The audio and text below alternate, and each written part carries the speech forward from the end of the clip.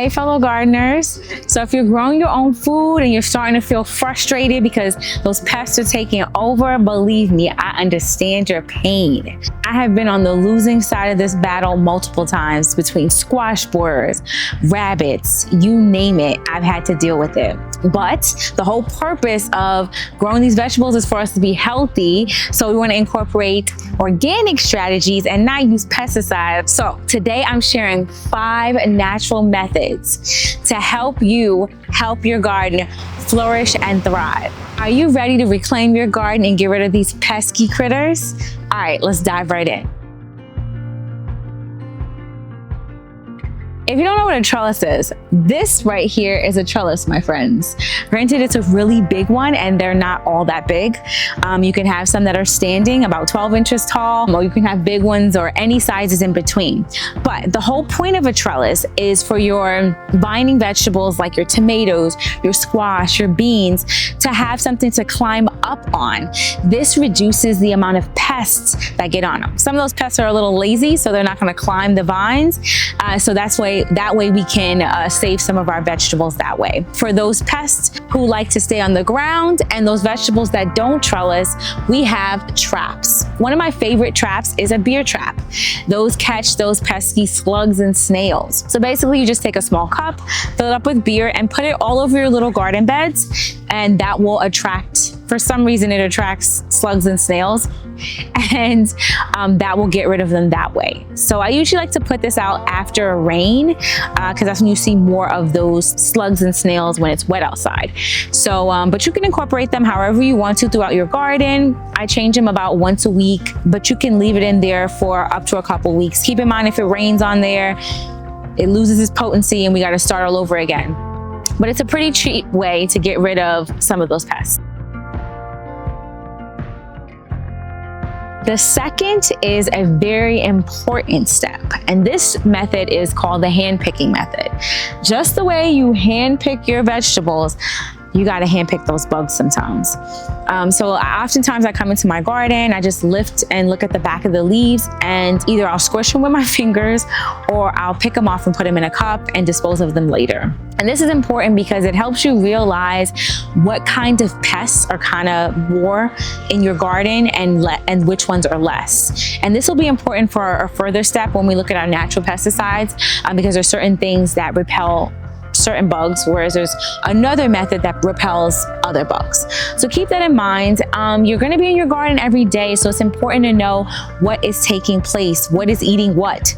So most times those bugs are on the back of the leaf, like I said, so you'll lift up the leaves or you'll look behind the leaves to see some of those pests and pick them off and do whatever you want with them.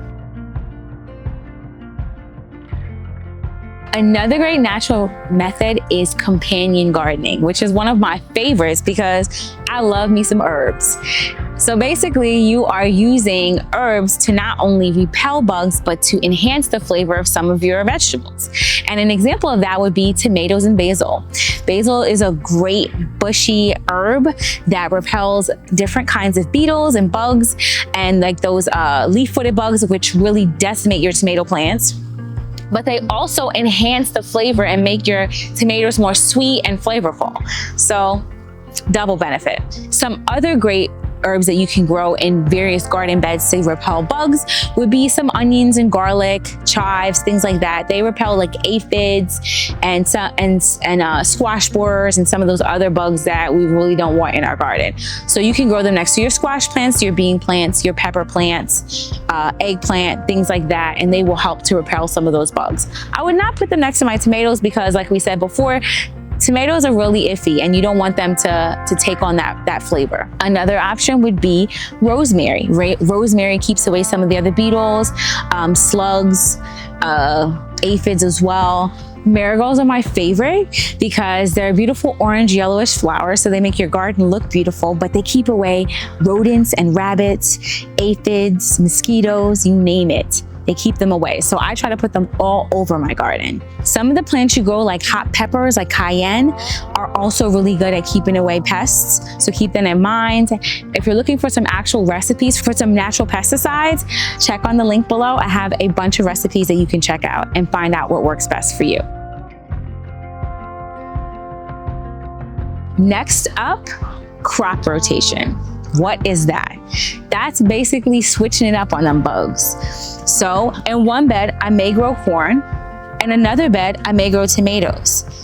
Now, this season, I may grow them there, but next season, you do not want to grow the same things in the same place because those bugs get comfortable and think that the vegetable that they enjoy is going to be at the same place every time. So they'll set up shop. But if you switch the beds and change the different things that you grow in those beds, first, it will allow certain plants to gain the nutrition that other plants placed there before, but also it'll switch it up on them bugs. And so they won't know what to expect when they go into that next bed. And so I've had that happen to me, and I'm telling you, this really works. I kept planting my beans in this one bed, and the ants and the aphids were taking over. It's kind of crazy because ants milk aphids like we milk cows, but that's another story.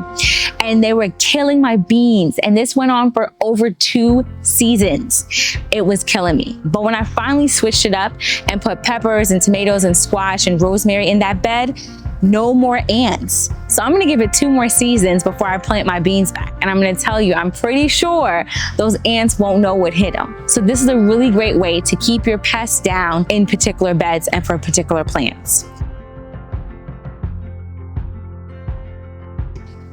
Last but not least, and I put this one last because this is my last resort. I try not to put pesticides, even natural pesticides, on my plants because they keep away the bad bugs, but sometimes they keep away the good bugs too. Pollinators like butterflies and bees don't like the smell of certain things that other bugs don't like the smell of either. And I really don't want to keep away my pollinators. They're the only reason my garden is thriving and flourishing. Well, besides God, thank you very much. But basically, with natural pesticides, you can use things like onions and garlic to keep away certain pests. You can use cayenne pepper to keep away rodents and pests. You can use orange peels to keep away other pests like slugs and aphids and things like that. And if you're really looking for some great recipes for natural pesticides, check in the link below. I have some for you. So these are the 5 natural methods that I use consistently and regularly to keep pests at bay in my garden, and they've been pretty great to me this year so far. I want to give you one more bonus tip, and that's use your good bugs for your benefit. Let me name some good bugs: spiders, dragonflies, ladybugs. All of these bugs are fighting the battle with you. So don't kill them, don't water them off from your garden, let them stay. I'll give you a quick example. Dragonflies can kill up to 1,000 bugs that eat up your plants in one season alone. So they're doing pretty much the work for you. So those are definitely your garden friends. Invite them in and let's keep those pests out. If this video helped you against this battle against pests, make sure to like and subscribe so you don't miss out on future videos.